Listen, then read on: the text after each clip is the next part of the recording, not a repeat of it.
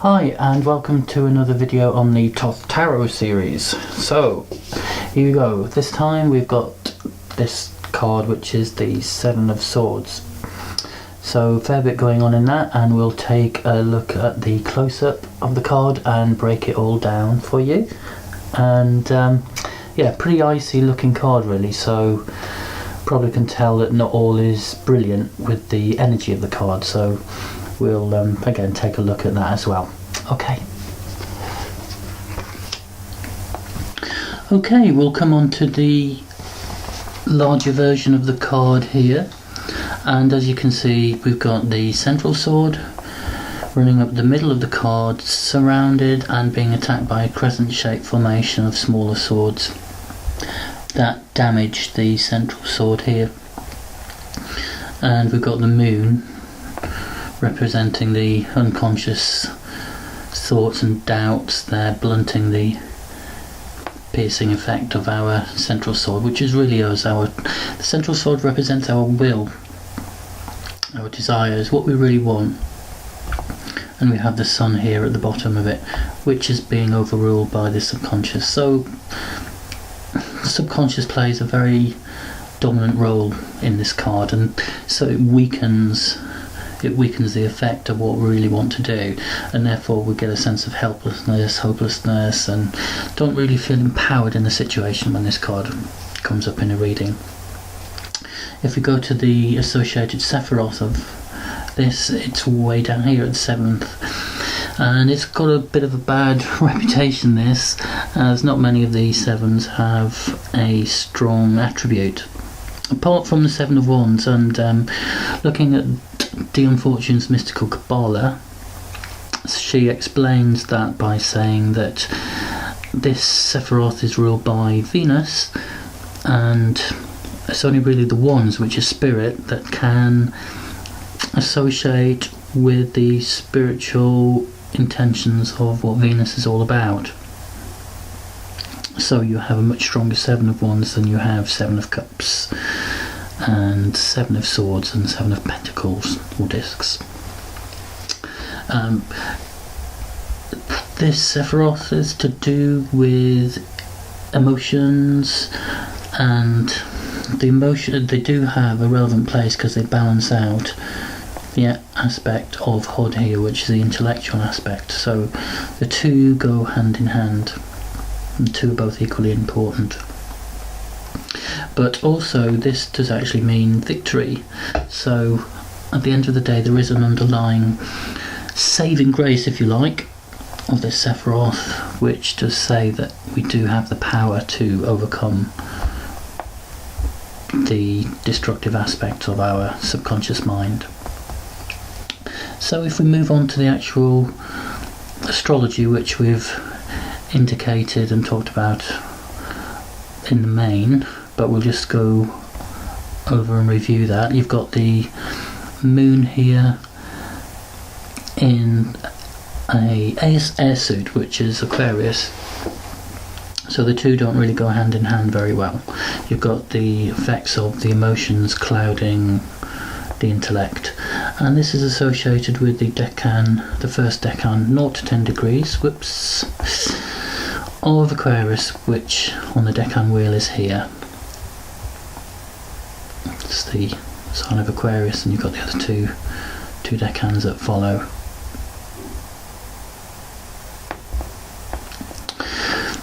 Moving through the symbology, you've got the 6 swords surrounding in the arc, which is a more macrocosmic representation of the moon.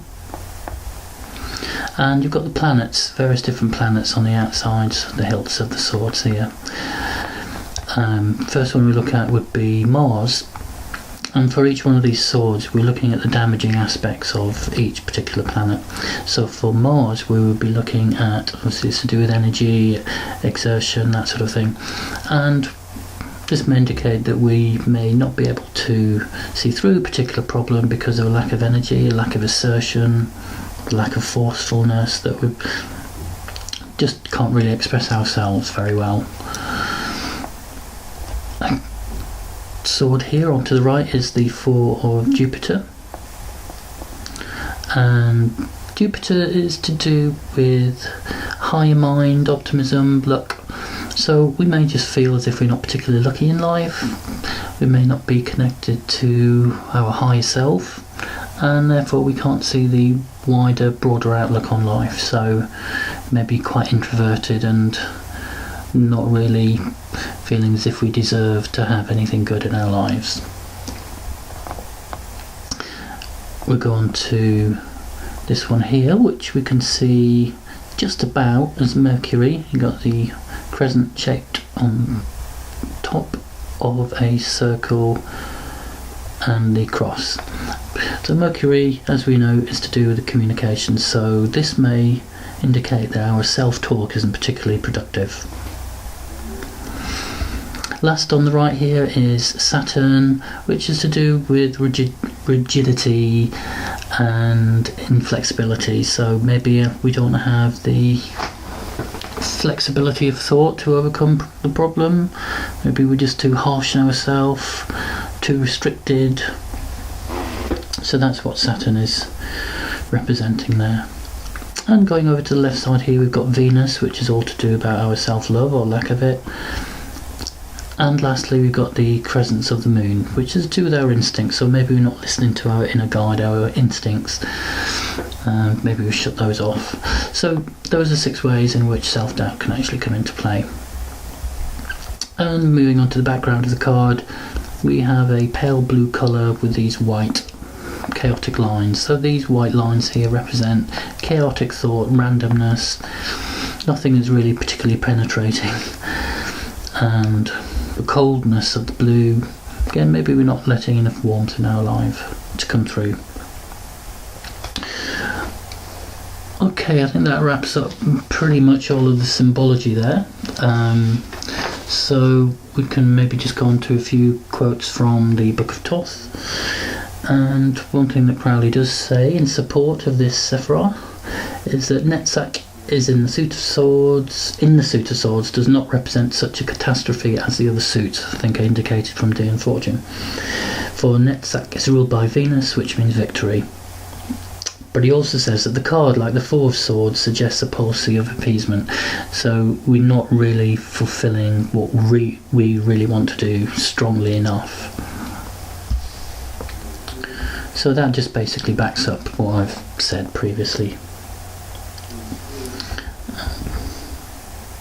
Day and Fortune does actually say that the secret name of this card is illusory success, which means pretty much that we're not getting what we want. Okay, what can we come on to now? This is just the equivalent Rider-Waite version, slightly different meaning here, as someone is actually moving away with 5 of the 7 swords. And you've got some people looking on in the background here, so suggests some sort of deceit that's going on, and we look at that in greater detail when we come on to the Rider-Waite deck. But quite a difference there between the two. Okay, for divinatory meaning now. So we can look at the divination aspect of the card now in relation to the symbology that I've talked about, and things that it would indicate in a reading would be lots of self-doubt at the moment, making it seem that difficulties are unsurmountable, basically, or mind seems distracted at a time when you need to be focused. Just trying to be focused here, and these are all the distractions, the self-doubts coming in. And other things to do with basically our subconscious just being very dominant. Maybe we're having bad dreams, things from the past that are coming up that we haven't resolved. It's also, the 7 is associated with the Chariot, the major trump chariot, number 7, which again is to do with movement and change. So we can look at this as a motivating force getting away from this negativity, and that brings in the victory meaning of the title Netzach, of the Sephiroth that it's associated with. So it's looking at getting away from these sort of negative self-talk tapes that we've constructed. And probably one other thing to mention before I finish is just another meaning would be sort of making unsuitable compromises, really, in an attempt to relieve what we feel to be stresses in our lives. So that, again, that ties in with what Crowley said about it being similar to the Four of Swords. So it's making compromises that are really more suited to the needs of others, rather than looking to our own needs and what really is the thing that we want to aim for in this situation. What do we really want? What is our goals? What do we want to achieve? What will actually make us happy? And that's what we would need to look at in the other cards of the reading, to show how we can best really move forward to obtaining that. Okay, so we'll now just look at we'll go to looking at this card in relation to a 2-card spread. Okay, on to the last part of the video. We'll just look at how this card plays out in a spread. So futility really means a sense of helplessness, hopelessness, things are out of our control, and it's almost like a giving up because we don't feel we can conquer.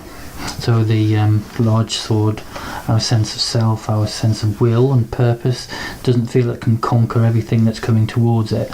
So, our lives may be filled with self-doubt. I think we've talked about the various different aspects that can occur.